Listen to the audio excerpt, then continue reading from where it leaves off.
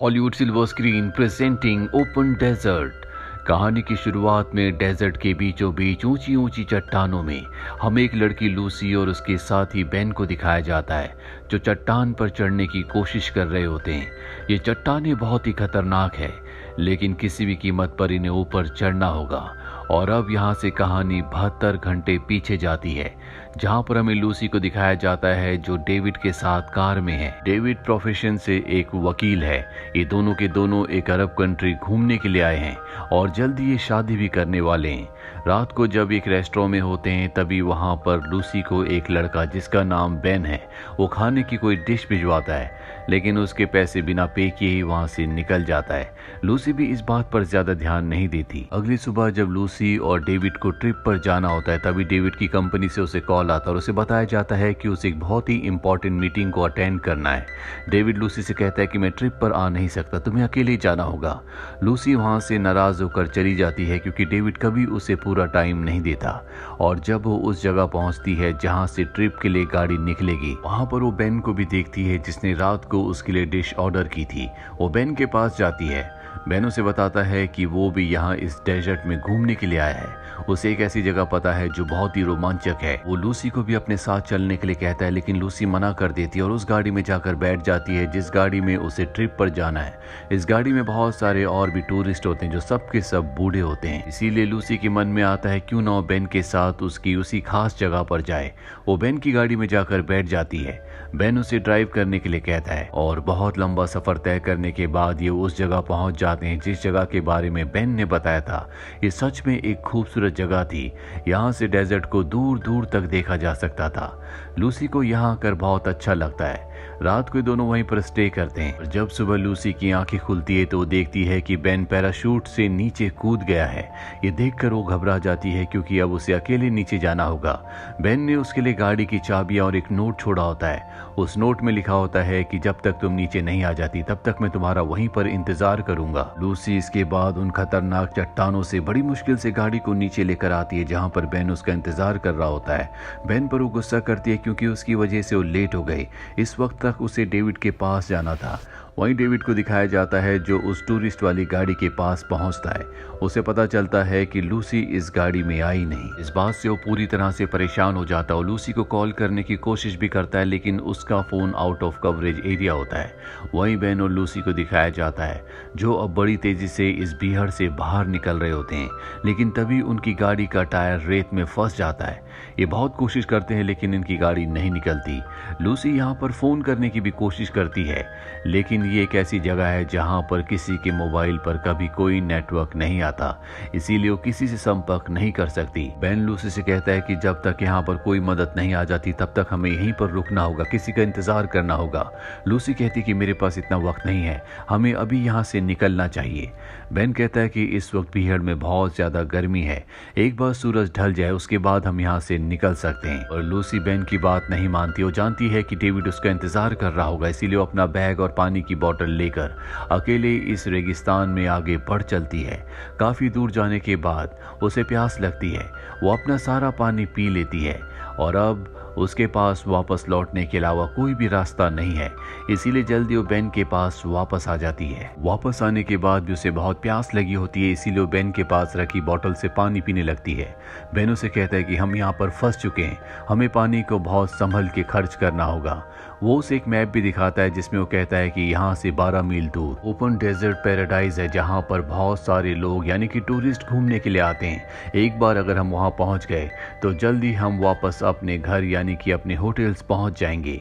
और अब शाम होने के बाद लूसी और बेन यहाँ से निकलने की तैयारी करते हैं, पर लूसी निकलने से पहले यहाँ पर एक मैप छोड़ देती है, ताकि अगर कोई भी यहाँ पर आए तो उन्हें पता चल सके कि ये किस तरफ गए हैं। वहीं डेविड को दिखाया जाता है, जो पुलिस वाले के पास जाता है और उसे बताता है कि उसकी फियोंसे, जिसका नाम लूसी है, वो गायब है। पुलिस वाला कहता है कि जल्दी हम उसे ढूंढ लेंगे। हालांकि वो पुलिस वाले को रिश्वत देने की भी कोशिश करता है, लेकिन पुलिस वाला पैसे लेने से मना कर देता है, क्योंकि वो एक ईमानदार पुलिस वाला है। वहीं हमें लूसी और बेन को दिखाया जाता है, जो दोनों के दोनों अब आगे बढ़ते जा रहे हैं। ये दोनों के दोनों एक जैसे हैं, इसीलिए एक दूसरे को कहीं ना कहीं पसंद करने लगे हैं। वैसे भी लूसी को कभी डेविड ने टाइम नहीं नहीं दिया, इसीलिए उसका मन उससे कहीं ना कहीं फेड अप हो चुका है। अब जब ये लगातार आगे बढ़ रहे होते हैं तभी वहाँ पर रेगिस्तान का तूफान आ जाता है, जिस वजह से इन्हें वहीं पर रात को स्टे करना पड़ता है। और जब सुबह इनकी आंखें खुलती हैं तो देखते हैं कि दोनों के दोनों रेत की चादर के नीचे सो रहे हैं। अब लूसी उठती है और देखती है कि सामने रोड है जिस पर गाड़ियां जा रही है। ये देखकर वो बहुत खुश हो जाती है, वो बेन को उठाती है और कहती है कि हम पहुंच गए। ये दोनों के दोनों खुशी खुशी आगे बढ़ते हैं, लेकिन इससे पहले कि रोड तक पहुंचते देखते हैं कि इनके बीच में और रोड के बीच में एक बहुत गहरी खाई है जिसे पार करना लगभग पूरी तरह से नामुमकिन है। ये दोनों वहीं पर खड़े होकर कई गाड़ियों को इशारा करते हैं, लेकिन ये दोनों इतनी दूर होते हैं कि इन्हें कोई नहीं देख सकता। इनके पास अब पानी भी खत्म हो रहा है, ये पूरी तरह से हताश हो रहे हैं। लूसी बेन से कहती है, क्या तुम पैराशूट के जरिए उस पार जा सकते हो? बेन कहता है कि नहीं, अगर मैं पैराशूट से कूदा तो मैं खाई के अंदर लैंड करूंगा, जिससे मेरी जान भी जा सकती है। और अब इन दोनों को नहीं पता कि दोनों क्या करेंगे। वहीं डेविड को दिखाया जाता है जो बेन के उस आदमी तक पहुंच जाता है जिसे पता है कि बेन कहां पर गया है। डेविड को पता चलता है कि लूसी बेन के साथ गई है। वो उस आदमी को अपने साथ चलने के लिए कहता है, लेकिन वो आदमी डेविड के साथ अपने 2 आदमियों को भेजता है ताकि वो दोनों उसे उस जगह पहुंचा सके जहां पर बेन और लूसी गए हैं। वहीं लूसी और बेन को दिखाया जाता है जो अब उस गहरी और चौड़ी खाई के साइड पर चलना शुरू करते हैं कि अगर कहीं पर ये खाई खत्म हो तो ये उस जगह को पार कर सके। लेकिन कई कोस चलने के बाद भी वो खाई खत्म नहीं होती। ये दोनों बहुत ज्यादा थक जाते हैं। अब इनका खाना और पानी दोनों खत्म हो चुके हैं। ये एक चट्टान के नीचे कुछ देर सो जाते हैं और जब इनकी आंखें खुलती है तो बेन तय करता है कि वो इस गहरी खाई को पैराशूट से क्रॉस करने की कोशिश करेगा, लेकिन लूसी उसे ऐसा करने से मना करती है क्योंकि वो जानती है ऐसे में उसकी जान भी जा सकती है। लूसी कहती है, क्यों ना हम इन चट्टानों से नीचे जाकर खाई के अंदर जाए और उसके बाद चट्टानों से ऊपर चढ़कर इस खाई को पार कर लें। ये दोनों के दोनों तय करते हैं कि ये ऐसे ही करेंगे, जिसके बाद ये इन चट्टानों पर चढ़ना शुरू कर देते हैं। और ये वही पल होता है जहां से कहानी शुरू हुई थी। यहाँ पर जब ये चट्टानों पर होते हैं तभी लूसी का पैर स्लिप हो जाता है जिससे वो चट्टान के ऊपर ही लटक जाती है। बेन उसकी मदद करने के लिए ऊपर जाता है और जब वो उसकी मदद करने की कोशिश कर रहा होता है तो वो ऊपर से नीचे गिर जाता है। लूसी भी नीचे गिर जाती है। कुछ देर बाद जब लूसी को होश आता है तो देखती है कि बेन बहुत बुरी तरह से घायल हो चुका है, अब वो चल भी नहीं सकता। वहीं डेविड को दिखाया जाता है जो उन दोनों आदमियों के साथ उस जगह पहुंच जाता है जहां पर लूसी की और बेन की गाड़ी है। वहां पहुंचने के बाद डेविड को लूसी का कैमरा मिलता है जो उसी जगह भूल गई थी और जब वो उसमें रिकॉर्डेड फुटेज देखता है तो उसमें लूसी और बेन की रिकॉर्डेड फुटेज होती है जिसमें दोनों एक दूसरे के साथ बहुत खुश थे।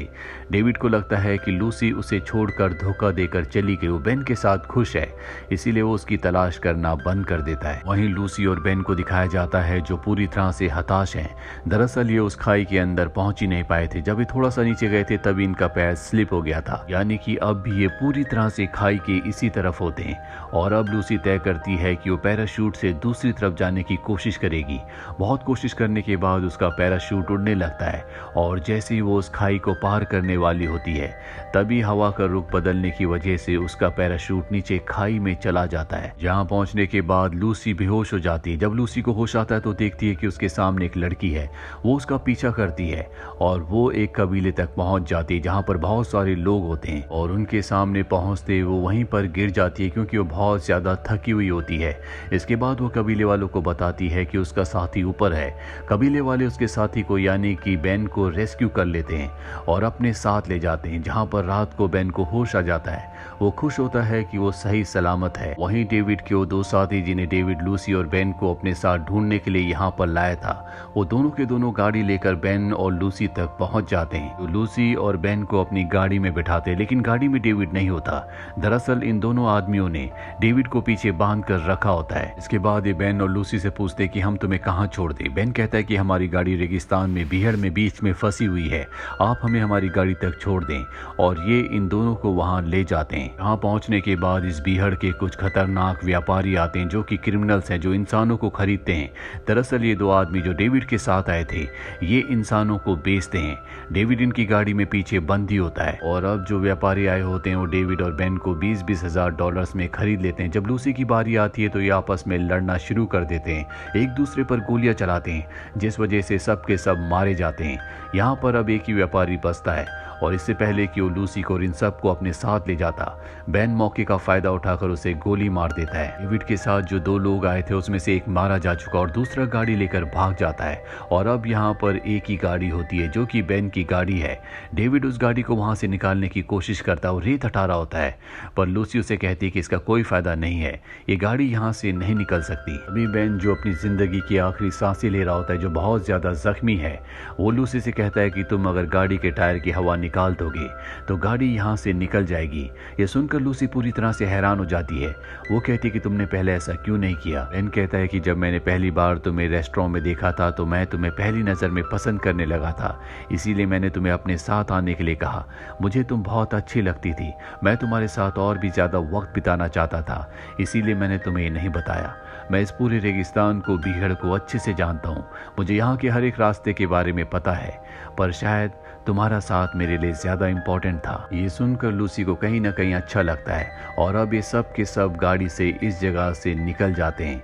जब ये अपने घर की तरफ जा रहे होते हैं, लूसी डेविड को उसकी रिंग, जो कि उसने उसे प्रपोज करते वक्त दी थी, वो उसे लौटा देती है, क्योंकि जो वक्त उसने बेन के साथ गुजारा है वो उसके लिए बहुत ही प्रेशियस है, क्योंकि ये वक्त डेविड ने कभी उसे नहीं दिया था।